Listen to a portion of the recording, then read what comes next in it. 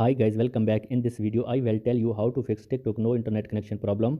Follow this step, don't skip video, solve your problem. First of all, open the Play Store and search TikTok app. Make sure that your TikTok app is updated. If not updated, first of all update your TikTok app. After this, go back. Now tap on settings and check that you have on activate internet connection. Tap on connection. If you are connected to the Wi-Fi, tap on Wi-Fi and tap on Wi-Fi name. Now tap on forget and connect again and go back and scroll down. Now tap on mobile apps and search TikTok app. Now tap on storage, tap on clear cache and tap on clear data and go back and scroll down.